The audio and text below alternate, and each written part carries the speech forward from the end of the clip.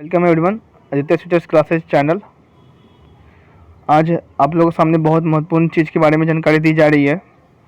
कुछ दिन पहले ही आपको टेट नोटिफिकेशन जारी किया गया था कि इसका फरवरी में फॉर्म फिलअप किया जाएगा। उसके बारे में पूरा विस्तार रूप से आपको जानकारी दिया जा रहा है। और बिहार में इस बार से न्यू रूल्स को लागू किया गया है, उसके बारे में आपको जानकारी दिया जाएगा। और इसे कौन कौन लोग फॉर्म फिलअप कर सकते हैं, जो टेट का जो नोटिफिकेशन जो जारी किया गया है उसको कौन कौन लोग हैं जो फॉर्म फिलअप कर सकते हैं, और क्या इस टेट एग्ज़ाम में बिहार के टेट एग्ज़ाम्स में क्या सीटेट इम्पोर्टेंस है कि नहीं है, और किस प्रकार से बिहार में फॉर्म फिलअप किया जा सकते हैं टीचर वैकेंसी का, उसके बारे में आपको विस्तार रूप से बताया जाएगा। तो Bihar state teacher new vacancy new rules के बारे में भी जानकारी दिया जा रहा है। और ये जो यहाँ पर मैं आपको तीन चीज़ों को मैं बता रहा हूँ आपको, primary, middle and high school. तो इन सब स्कूलों में वैकेंसी है जो टीचर्स का आपका आता है, और ये सभी स्टेट में होते हैं, सिर्फ बिहार में नहीं। बिहार के अलावा जितने भी स्टेट्स हैं उन सभी स्टेटों में इस प्रकार की वैकेंसी है जो आती है। तो प्राइमरी स्कूल सभी को पता है 1 से लेकर 5 क्लास तक आते हैं, और मिडिल स्कूल होता है 6 से 8 क्लास तक, और हाई स्कूल होता है 9, 10 एंड 11, 12। और इससे कुछ इंपॉर्टेंट पॉइंट्स मैंने कुछ सामने जिक्र कर रहा हूँ कि समझिएगा इसको। बहुत से लोग कन्फ्यूजन होते हैं, सब कुछ लोगों का कन्फ्यूजन यहाँ पर दूर हो जाएगा। प्राइमरी स्कूल में 1 क्लास से लेकर 5 क्लास के बीच में कोई भी आपके पास टीचिंग डिग्री होना चाहिए, आपके पास टीचिंग डिग्री होनी चाहिए। और अभी 14 अगस्त को सुप्रीम कोर्ट में भी फैसला सुनाना बाकी है कि क्या बीएड वाले भी फार्म है जो प्राइमरी स्कूल का भर सकते कि नहीं भर सकते हैं। इसके बारे में अभी केस है जो चल रहा है, सुनवाई चल रहा है, और शायद 14 दिसंबर को ये सुप्रीम कोर्ट से भी आदेश आने वाला है, क्या फैसला आएगा कि क्या बीएड वाले भी प्राइमरी स्कूल के टीचर्स की वैकेंसी के फॉर्म फिलअप कर सकते हैं कि नहीं कर सकते हैं, या उसके आगे भी डेट है जो जा सकता है। तो प्राइमरी स्कूल में ये होता है कि आप कोई भी सब्जेक्ट से आपका कोई भी सब्जेक्ट हो, आपका ग्रेजुएशन में, चाहे आपका जितना भी हायर एजुकेशन हो, चाहे आप 12th किए हों, चाहे आपका ग्रेजुएशन किए हों, चाहे इस एभव भी किए हों, पीजी किए हों, या कुछ भी किए हों, तो आपका जो लास्ट जो क्वालिफिकेशन है वो कुछ भी होना चाहिए, कोई भी सब्जेक्ट का होना चाहिए। तो प्राइमरी स्कूल में आपको कोई भी सब्जेक्ट का फॉर्म फिलअप कर सकते हैं, कोई भी, साइंस, मैथ, कॉमर्स, आर्ट्स, कोई भी सब्जेक्ट वाइज फॉर्म फिलअप कर सकते हैं, क्योंकि इसमें आपको सब्जेक्ट आपको चूज करने के लिए नहीं दिया जाता है। इसकी सिर्फ वैकेंसी जो आती है, और यदि आप इसका टीचर बनते हैं तो आपको कोई भी सब्जेक्ट है जो पढ़ाने के लिए दे दिया जाएगा, क्लास 1 से लेकर क्लास 5 तक। और मिडिल स्कूल में क्या होता है कि मिडिल स्कूल में आपको वही है, मिडिल स्कूल में भी आपको सब्जेक्ट वाइज आपको वैकेंसी आपकी नहीं आती है, उसमें आपको सब्जेक्ट वाइज आपको चूज नहीं करना, उसमें वो कोई भी सब्जेक्ट आपको मिल सकता है पढ़ाने के लिए। अब जहाँ रहा हाई स्कूल का, तो हाई स्कूल में 9, 10 एंड 11, 12, अब इसमें सब्जेक्ट वाइज वैकेंसी आती है। सब्जेक्ट वाइज कहने का मतलब ये है कि 9 क्लास और 10 क्लास में आपको साइंस एंड आर्ट्स का सिर्फ जो स्टूडेंट है वो फॉर्म फिलअप कर सकते हैं। जो कॉमर्स के जो स्टूडेंट है वो फॉर्म फिलअप इसमें नहीं कर सकते, क्योंकि 9th और 10th क्लास में कॉमर्स का कोई सब्जेक्ट है जो पढ़ाने के लिए नहीं होता है। तो इसलिए कॉमर्स जो स्टूडेंट कर रहे हैं उनके लिए बस यही है कि थोड़ा सा निंदात्मक चीज़ है कि वो लोग हैं जो 9th 10th क्लास को नहीं पढ़ा सकते। क्यों नहीं पढ़ा सकते? क्योंकि इसमें कॉमर्स सब्जेक्ट अवेलेबल नहीं होती है। हाँ, जैसे उनका 11th एंड 12th क्लास की वैकेंसी जब आएगी तो वो सब के लिए वो है जो फॉर्म फिलअप कर सकते हैं। समझ में सब लोग को आ गया होगा कि प्राइमरी स्कूल में किसी भी आप सब्जेक्ट से आप कुछ भी किए, आपका जो भी हायर एजुकेशन है वो सभी लोग प्राइमरी स्कूल में फॉर्म फिलअप कर सकते हैं। मिडिल में आप कोई भी सब्जेक्ट वाइज से भी किए उसमें भी आप जो फॉर्म फिलअप कर सकते हैं। लेकिन हाई स्कूल में आपको सब्जेक्ट वाइज से वैकेंसी आता है। जैसे कि मैथ का है तो उनका मैथ का उतना सीट होगा, चाहे कोई हिंदी सब्जेक्ट से हो, कोई इकोनॉमिक्स से हो, कोई ETC किसी से भी हो, तो उन सब का अलग अलग वैकेंसी है जो आती है। तो उसमें सब्जेक्ट वाइज आपका वैकेंसी के अनुसार आपको फिलअप किया जाता है। तो मैंने इसका पॉइंट मैंने इसमें जिक्र भी किया था कि in primary school, middle school, any subject from higher education will become a teacher. कहा यह जा रहा है कि प्राइमरी स्कूल और मिडिल स्कूल में आप किसी भी सब्जेक्ट से, आपका कोई भी हायर एजुकेशन हो, आप इसमें फॉर्म फिलअप कर सकते हैं। इसमें सब्जेक्ट वाइज वैकेंसी नहीं आती है, लेकिन हाई स्कूल में आपको सब्जेक्ट वाइज वैकेंसी है जो आता है। सेकंड पॉइंट मैंने जिक्र किया था कि but in higher education, higher school, other subject, other teachers, it depends upon your higher education. तो कहने का मतलब ये हुआ कि हाई स्कूल में, हायर एजुकेशन में, माध्यमिक विद्यालय में आपका जो वैकेंसी जो भी लागू जो आने वाली है मार्च में, सॉरी फरवरी में शायद डेट दे दिया गया, मैं उसको जिक्र करूँगा आगे चल के भी। तो हायर स्कूल का जितना भी वैकेंसी जो आएगा, आपका माध्यमिक विद्यालय का जितना भी आपका जो वैकेंसी जो आएगा शिक्षक का, उसमें आपको सब्जेक्ट वाइज वैकेंसी निकलता है, और उस सब्जेक्ट में आपका ग्रेजुएशन चाहे उस सब्जेक्ट से कुछ ना कुछ आप किए हुए होना चाहिए, तब जाके उस फॉर्म का फिलअप है जो कर सकते हैं। यहाँ तक सभी चीज़ को, ये सभी स्टेट में इसी प्रकार से वैकेंसी आती है, और यही नियम सबको में पालन है जो किया जाता है। अब मैं यहाँ पर जिक्र कर रहा हूँ कि Bihar teacher vacancy notification in higher education या हायर स्कूल। तो देखिए यहाँ पर 2 दिन पहले ही आपको यहाँ से गौर पर देखिएगा कि माध्यमिक शिक्षा पात्रता परीक्षा स्टेट 2023 के ऑनलाइन आवेदन की पत्र आमंत्रित करने की तिथि है 1 तारीख से लेकर के 14 तारीख तक। और इसमें ये भी जो 1 तारीख से लेकर के 14 तारीख तक जो दिया गया है, किसी माध्यमिक जो वैकेंसी जो आने वाली, माध्यमिक विद्यालय का जो वैकेंसी जो आने वाला है, उसमें वो जो जिनका साइंस से हो, आर्ट्स से, वो लोग फॉर्म है जो फिलअप है जो कर सकते हैं। और ये कब आएगा, ये आपका 1 तारीख से लेकर के 14 तारीख तक आएगा। मैं इसको और जूम कर देता हूँ। तो माध्यमिक विद्यालय का जो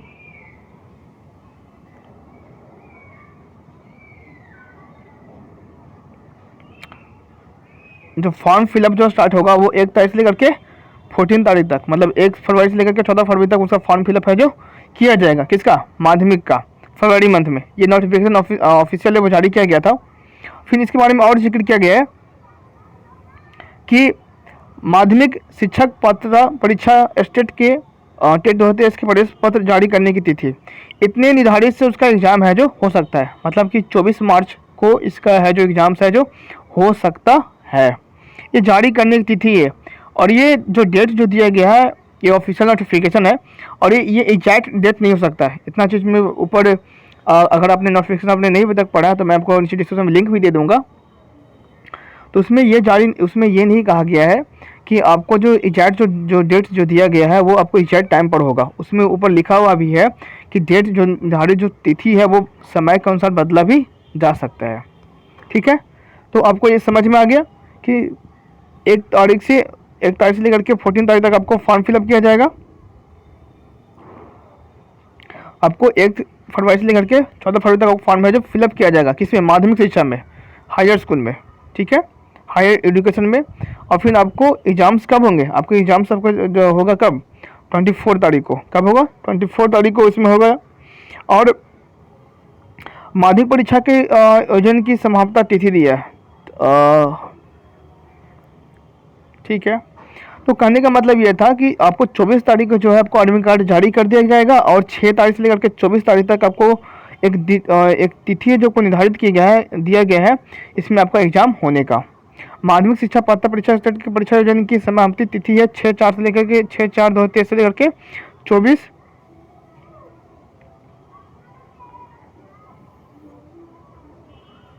आपको ये डेट है जब को दिया गया है।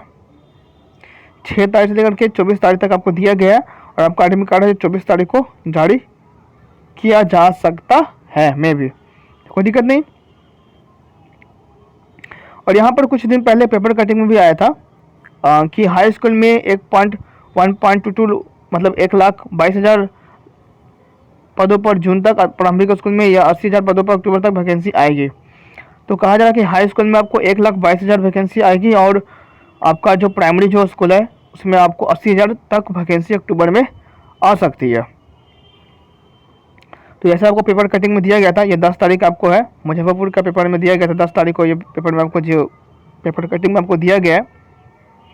अब मैं कुछ आपको न्यू रूल्स के बारे में बताता हूँ, और यहाँ पर मैं आपको कुछ एक्सप्लेन भी करूँगा। यहाँ पर 2-3 पॉइंट्स मैं आपको सामने एक्सप्लेन भी करने वाला हूँ। ठीक है सर, इसमें आपको थोड़ा धुंधला नज़र आ रहा होगा, आई थिंक मे बी।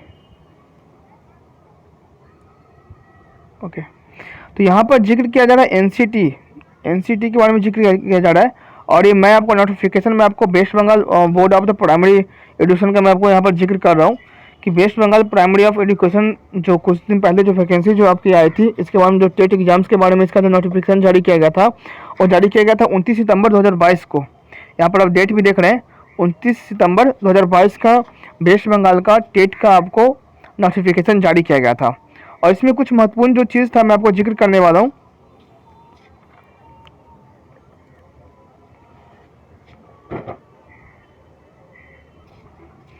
तो महत्वपूर्ण जानकारी आपको यहाँ पर बताया जा रहा है कि वेस्ट बंगाल के टेट एग्जाम्स में इसी साल आपको 29 सितंबर को 2022 को उसने नोटिफिकेशन जारी किया था।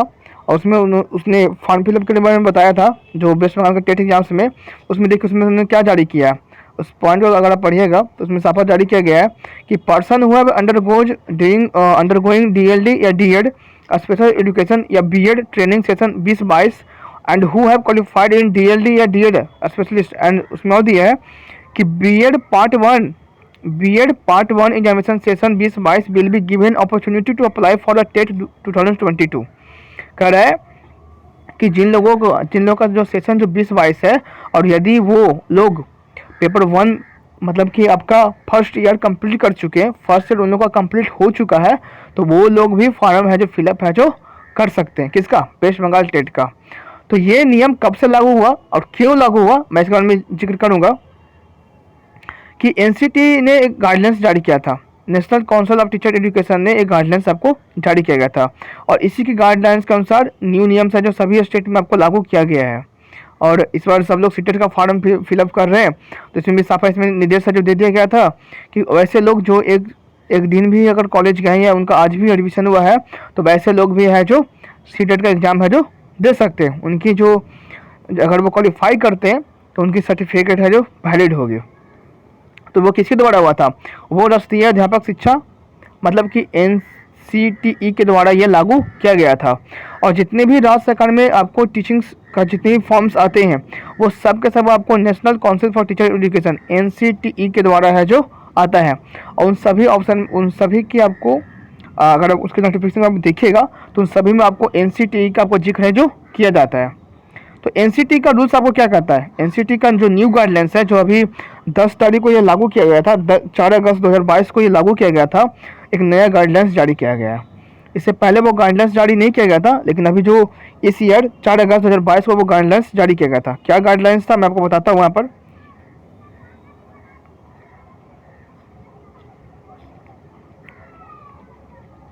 देखिए यहाँ पर गाइडलाइंस ये जारी किया गया, यहाँ पर पढ़िएगा। देखिए यहाँ पर देखिए कि under going the teacher training course TCC can be said to be that pursuing the such teacher training course and shall be eligible to appear in the TET examination. कहने का मतलब ये हुआ कि ऐसे कोई भी संस्था में अगर आप टीचिंग ट्रेनिंग कोर्स किए हुए हैं या टीचिंग ट्रेनिंग कोर्स में यदि आपने अभी एडमिशन भी लिया है, और तो आप लोग हैं जो टेट का एग्जाम के लिए एलिजिबल है। साफ यहाँ पर दे दिया ट्रेनिंग कोर्स शैल बी, मैं आपको दिखा रहा हूँ यहाँ पर।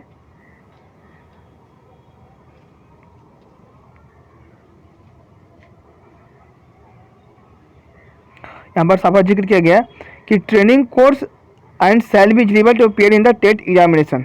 वो टेट एग्जामिनेशन में अपीयर है जो हो सकते हैं, वो टेट एग्जामिनेशन में है जो अपीयर हो सकते हैं, वो टेट एग्जाम्स का फॉर्म भी फिलअप कर सकते हैं और वो टेट एग्जाम्स है जो दे भी सकते हैं। ठीक है, हाँ उनकी जॉब लगेगी नहीं लगेगी वो अलग बात है, उस समय की वो बाद में देखा हो जाएगा। यदि वो तो फिर रूल्स ही है ना। रूल्स ये कहता है कि यदि आपके पास BEd का डिग्री हो है तभी आप है जो जॉब्स के लिए अप्लाई कर सकते हैं। लेकिन टेट एग्जाम्स क्लियर करने के बाद आप उसके नेक्स्ट ईयर भी अगर टेट के एग्जाम्स आते हैं या फॉर्म आते हैं, तो तब उसमें भी आप अप्लाई ना करके आप उसमें डेट उनकी वैकेंसी में आप इंटर है जो कर सकते हैं, क्योंकि आपके पास टेट का एग्जामिनेशन का आपके पास जो डिग्री है उसका आपको वो वैलिड है। तो इस प्रकार से ये आपको बेनिफिट बहुत ज़्यादा होगा। आपको NCT के द्वारा कहा भी गया था 4 अगस्त 2022 को कहा भी गया है, यहाँ पर आप डेट भी देख सकते हैं, ये ऑफिशियल नोटिफिकेशन है आपको। 4 अगस्त 2022 को कहा भी गया था कि ऐसे कोई भी स्टूडेंट जो आपको टीचर ट्रेनिंग कोर्स में वो एडमिशन लिए हैं, पर्सिंग के हैं, तो यहाँ पर साफा दिया हुआ है persons and such teachers training course and shall be eligible to appear in the TET examination. वो एलिजिबल है और वो टेट एग्जामिनेशन में अपीयर हो सकते हैं।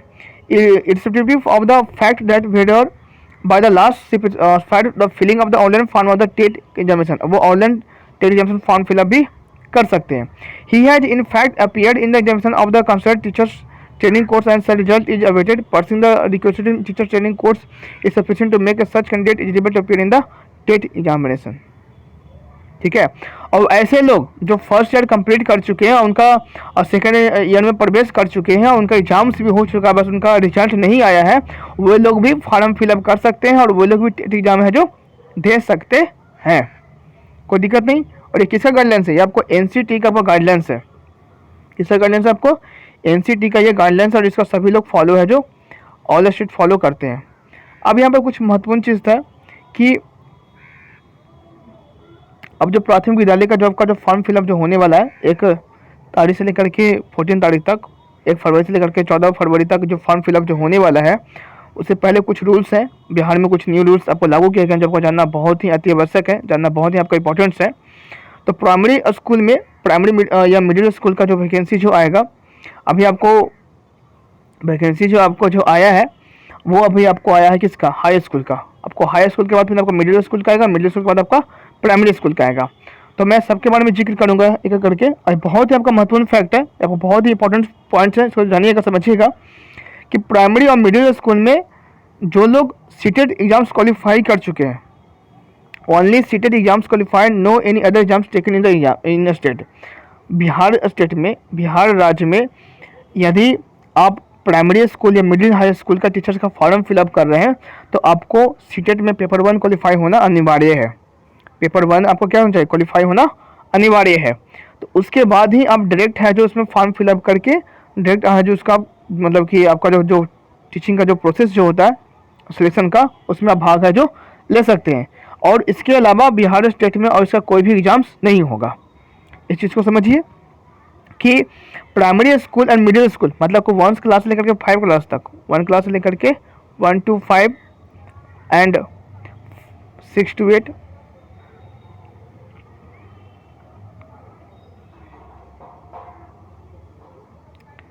सिक्स टू एट क्लास में आपको 1 से क्लास से लेकर 5 क्लास और 6 क्लास से लेकर 8 क्लास में आपको सिर्फ खाली सीटेट एग्जाम्स आपको क्वालिफाई करना होगा। सीटेट एग्जाम्स का पेपर 1 आपको क्वालिफाई होना चाहिए। ये नहीं कि पेपर 2 आपको क्वालिफाई है और पेपर 1 आपको क्वालिफाई नहीं है, तब उसमें एलिजिबल नहीं हो पाएंगे। इसमें मैं आपको साफा कर रहा हूँ कि इसमें पेपर 1 आपको क्वालिफाई है जो होना अनिवार्य है। तो वही लोग हैं जो बिहार में primary and middle high school का मिडिल स्कूल का भी फॉर्म है जो फिलअप कर सकते हैं। हाँ, 6 to 8 में आपको पेपर, मिडिल स्कूल में 6 to जो 8 आता है उसमें आपको पेपर 2 खोजेगा, उस चीज़ को ध्यान रखिएगा। उसमें आपको फर्स्ट पेपर नहीं खोजेगा, उसमें पेपर 2 खोजेगा, कोई दिक्कत नहीं। तो प्राइमरी स्कूल के लिए आपको पेपर 1 क्वालिफाई चाहिए और मिडिल स्कूल के लिए आपको पेपर 2 है जो आपको क्वालिफाई चाहिए, ठीक है।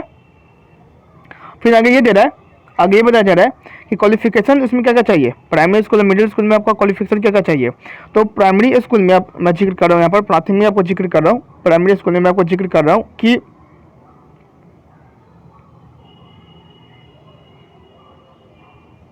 तो प्राइमरी स्कूल में आपको जिक्र कर रहा हूँ कि आपके पास डीएलडी या बीएड होना चाहिए। डीएलडी या बीएड का डिग्री या 2 इयर्स का कोई भी ट्रेनिंग कोर्स का आपके पास, टीचर ट्रेनिंग कोर्स आपके पास डिग्री आपका होना चाहिए, भारतीय जो उस नाम से आप जानते हैं या आप किसी नाम से भी जानते हैं, ठीक है। और दूसरा सबसे बड़ा ये इंपॉर्टेंट है कि आप बिहार के सिर्फ निवासी होना चाहिए। सिर्फ बिहार के लोग ही आपको प्राइमरी एंड मिडिल स्कूल में का फॉर्म है जो फिलअप कर सकते हैं, हमेशा याद रखिएगा। अदर स्टेट के पीपल्स नहीं भर सकते फॉर्म फिलअप, सिर्फ बिहार के लोग ही आपको प्राइमरी और मिडिल स्कूल का फॉर्म है जो भर सकते हैं। जैसे कि आपको बहुत सारे स्टेट में ऐसा होता है, जैसे कि झारखंड को अगर झारखंड स्टेट में देखा जाए, राज्य में देखा जाए, तो सिर्फ झारखंड के लोग ही हैं जो फॉर्म है जो फिलअप कर सकते हैं, अदर स्टेट के लोग वहाँ फॉर्म फिलअप नहीं कर सकते। तो उस प्रकार से प्राइमरी एंड मिडिल स्कूल में वो आपको वही रूल्स हैं कि बिहार का निवासी आपका होना अनिवार्य है और सब कुछ आपका बिहार का ही होना जरूरी है। अदर स्टेट के पीपल इसका फॉर्म का फिलअप है जो नहीं कर सकते, ठीक है। तो प्राइमरी स्कूल मिडिल स्कूल के बारे में कोई दिक्कत नहीं होगा, सबको समझ में भी आपको आ गया होगा। और मेरी जो बताई कुछ जानकारी जो है, आपको सीटेट एग्जाम्स क्वालिफाई होना चाहिए, वो कौन सा पेपर होना चाहिए, कौन सा पेपर नहीं होना चाहिए, कितने अंक पर कितना क्वालिफिकेशन मतलब कि कम करेगा कि ज़्यादा देगा, और सीटेट जो क्वालिफाई है उसका मार्क्स अलग होता है, ओबीसी से है और जनरल से है, तो दोनों का अलग अलग क्वालिफाई है जो होता है। लेकिन जब इसका नोटिफिकेशन जब आएगा उस समय आपको विस्तार रूप से विस्तार पूर्वक से आपको बता दिया जाएगा। और हो सके मेरी जो कुछ बातें होंगी वो गलत भी हो सकती है, क्योंकि अभी उसका नोटिफिकेशन आने का इंतजार कीजिएगा, लेकिन ये इतना यहाँ से आपको बिल्कुल सच्चाई बताया जा रहा है, ठीक है। अब आपको जिक्र करेंगे स्टेट का। स्टेट में क्या होता है कि मे भी कंडक्ट, मैंने इसमें जिक्र किया हूँ कि इसमें एक नया रूल्स लागू किया गया है। जितने भी जो रूल्स है वो आपको बिहार, पहले क्या होता था कि यहाँ पर देखिए मैं आपको जिक्र कर रहा हूँ कि प्राइमरी और मिडिल स्कूल के पहले एग्जाम्स होते थे बिहार भर में। बिहार स्टेट में पहले स्पेशल बीटेट एक नाम का सब लोग जानते होंगे कि बीटेट का फॉर्म है जो पहले बिहार में भरा जाता था, और उस एग्जाम्स को क्वालिफाई करने के बाद ही आप प्राइमरी स्कूल और मिडिल स्कूल का शिक्षक है जो आप बन सकते थे। लेकिन न्यू रूल्स इस साल से आपको उस चीज़ को हटा दिया गया है। इस न्यू रूल्स में क्या किया गया क्या चीज़ किया गया है कि आपको सिर्फ खाली सीटेट एग्जाम्स को खाली क्वालिफाई करना है, आपको बीटेट एग्जाम्स नहीं होंगे, कोई दिक्कत नहीं। और सेम चीज़ आपको टेट में भी किया गया। टेट में बहुत से लोगों को नहीं पता है, टेट में भी क्या हुआ है कि टेट में भी आपको एग्जाम्स नहीं होंगे। अब बाकी आपको नोटिफिकेशन जब जारी कर दिया जाएगा तो उस समय आपको विस्तार पूर्वक से और सही जानकारी, सटीक इन्फॉर्मेशन आपको बता दिया जाएगा। लेकिन इससे संभावना है कि बिहार में टेट एग्जाम्स नहीं होंगे, और टेट एग्जाम्स होंगे तो किन के होंगे मैं इसके बारे में जिक्र कर रहा हूँ कि मे बी कंडक्ट एग्जाम हो सके, एग्जाम हो सकता है, लेकिन ज़्यादातर चांस है नहीं होने का। कौन कौन सब्जेक्ट का नहीं होगा मैं इसके बारे में बता रहा हूँ अभी कि exam will be taken only for commerce section students only. अब जो टेट जो एग्ज़ाम जो होगा, अब जो टेट जो एग्ज़ाम जो होगी वो किन लोगों का होगा, जो टेट जो एग्ज़ाम्स जो होगा वो सिर्फ कॉमर्स सब्जेक्ट के जो स्टूडेंट होते हैं उन्हीं लोग का टेट एग्ज़ाम्स होंगे। जो साइंस का होंगे, जो आर्ट्स का होंगे, उनका टेट एग्ज़ाम्स नहीं होगा। तो सब लोग के मन में एक क्वेश्चन जो आ रहा होगा कि अगर टेट एग्ज़ाम्स नहीं होगा तो उसमें सब लोग एलिजिबिलिटी कैसे पेश करेंगे। तो वो जो एलिजिबिलिटी जो पेश करना होगा वो आपको पेश करना होगा आपको सीटेट एग्जाम्स का। सीटेट एग्जाम्स अगर यदि आप क्वालिफाई करते हैं, पेपर 1 और पेपर 2 यदि दोनों आप क्वालिफाई करते हैं, तब जाके आप है जो टेट एग्जाम्स में आप फॉर्म फिलअप कर सकते हैं। तो टेट एग्जाम्स में क्या कर सकते हैं आप, है जो फॉर्म फिलअप कर सकते हैं, ठीक है। और फिर यहाँ पर दिया जा रहा है कि only for commerce section students only. अब यहाँ पर आपको जिक्र किया जा रहा है कि सिर्फ कॉमर्स सेक्शन के जो स्टूडेंट होंगे वही लोग हैं जो टेट एग्जाम्स है जो दे सकते हैं। बाकी साइंस और आर्ट्स का है जो उन लोग डायरेक्ट है जो फॉर्म फिलअप करके वो डायरेक्ट है जो अपीयर हो सकते हैं, उन लोगों को भी टेट एग्जाम देने की ज़रूरत नहीं है। और बाकी जो इन्फॉर्मेशन जो है ये मेरे अनुसार कहा जा रहा था और इसका ऐसा कुछ इन्फॉर्मेशन आया भी था, लेकिन जो सटीक इन्फॉर्मेशन है वो आपको जब नोटिफिकेशन जारी किया जाएगा उसमें आपको विस्तार पूर्वक से बता दिया जाएगा, ठीक है। फिर not taken other subject by post vacancy in the high school.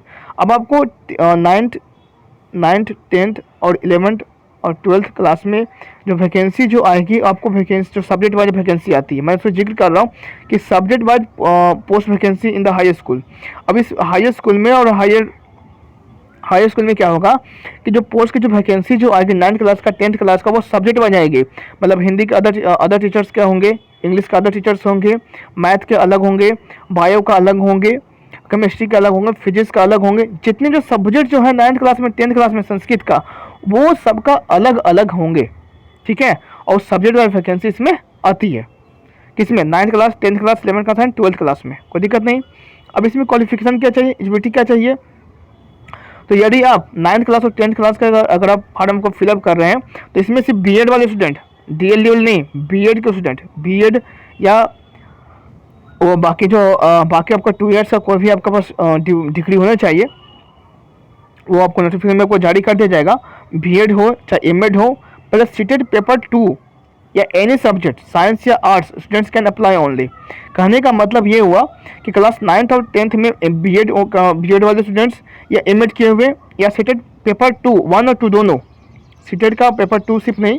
कहने का मतलब ये हुआ कि सीटेट में मानता तब आपको मिलता है जब आपका दोनों पेपर क्लियर होना चाहिए। यदि आप पेपर 1 क्लियर कर चुके हैं, पेपर 2 आप क्लियर, पेपर 1 आपका क्लियर नहीं है, पेपर 2 आपका क्लियर हो गया तो आपका मानता नहीं होगा।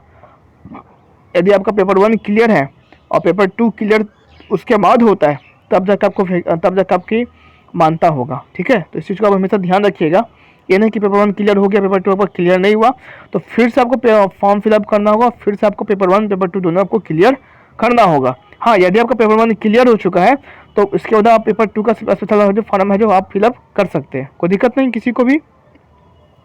अब यहाँ पर जिक्र ये कर रहा हूँ कि 9th और 10th क्लास में बीएड होना चाहिए या एमएड, बाकी नोटिफिकेशन में जो आपको जो टीचिंग कोर्स का ट्रेनिंग का जो जिक्र करेंगे उसके वो भी आपके पास होना चाहिए, उसमें नोटिफिकेशन को जारी कर दिया जाएगा, बता दिया जाएगा। और वो किसी भी सब्जेक्ट से हो, और साइंस या आर्ट्स के किसी भी सब्जेक्ट से वो होना चाहिए, ठीक है। स्टूडेंट्स के अप्लाई ओनली, तो 9th क्लास और 10th क्लास में आर्ट्स और साइंस के स्टूडेंट्स है जो फॉर्म फिलअप कर सकते हैं, ठीक है।